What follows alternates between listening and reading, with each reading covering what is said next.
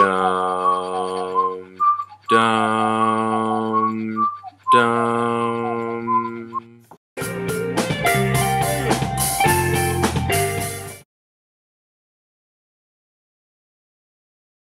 So it's Halloween time, and every year around Halloween I have to watch the movie Halloween. It's one of my favorite horror films of all time, and you just have to watch it. It's a tradition, and this year was a little bit special because I got to go see it on the big screen.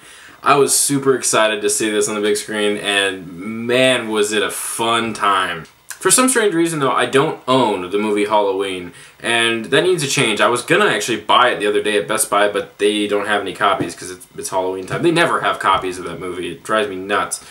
I own a decent amount of horror films, my favorites being some of these, but I don't own Halloween for some stupid reason. They never have it in stock, so I just have never purchased Halloween. I really want that movie.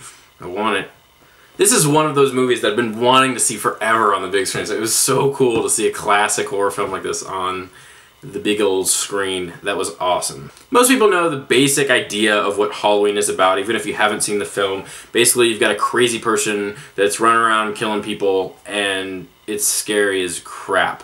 I have nothing but great things to say about this movie. Halloween is one of my favorite horror films. It's a great movie. And I think part of the reason it's so scary is because, well, first of all, it's an old movie, and just classic movies like that have that classic horror film feel to them that you don't get nowadays. It's just so cool every year to go back and watch that classic film that is Halloween. The opening scene of this film was fantastic. Right off the bat, this movie is just so good.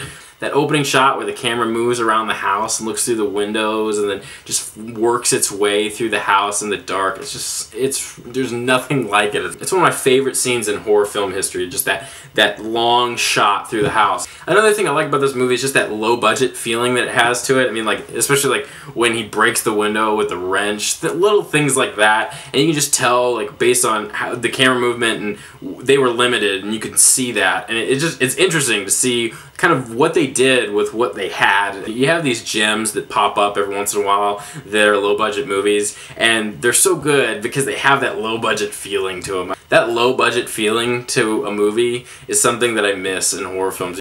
One of the things that frightens me the most about this movie is the fact that it's realistic. A crazy person could escape from a crazy place and kill me with a knife. That is possible. So that frightens me a lot. Just the way that he stares and the way he walks real slowly, and the fact that he's human, like, underneath that mask. Like, I mean, he gets stabbed and he gets injured, and that's something that was interesting about this movie, is that he's not invulnerable. Obviously, in the sequels, he does things that are ridiculous, but we don't count those. I mean, in this movie, I mean, he gets hit, he gets beat up, and you can tell that he's human under that mask, and that makes it so much scarier, because it's like he's a real person. It's not a demon. It's not, you know, Freddy killing you in your dreams. It's a real person with a knife, and that's it. That's what he is, and so that's just so frightening to me. This movie has a long-term impact on me. I mean, I remember watching this when I was a kid, and it just scared the crap out of me. I couldn't sleep for days. I mean, right now I'm not gonna get to sleep tonight. Most likely, it's like 12:50 in the morning. And I'm probably not going to sleep very well, because this movie just is really frightening to me. It has a psychological impact on me, because I could turn around and there could be a person in my doorway with a knife and they could kill me, and that's scary. It might make you jump at times, but it also has that long-term impact, and that's what makes a horror film very scary.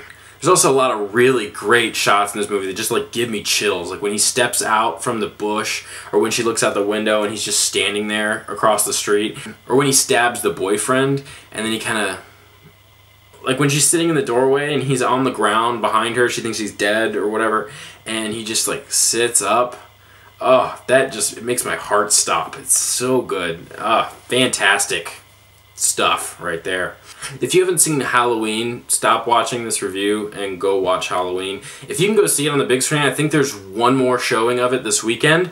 Go see that, because there's nothing like seeing this movie on the big screen. Go see it if you can. If you can't, just watch it, because you just need to see this movie. You have to see it at least once. You just have to. It's a classic horror film. It's one of my favorites. You need to watch this. Anyways, that's it for my review. Hope you enjoyed it. If you did, hit like below and then hit subscribe. They changed the layout, so hit subscribe wherever the subscribe button is. And go check out my other videos. I greatly appreciate it. Thanks so much for watching. Happy Halloween. 6 days in advance. I don't trick-or-treat anymore, unfortunately.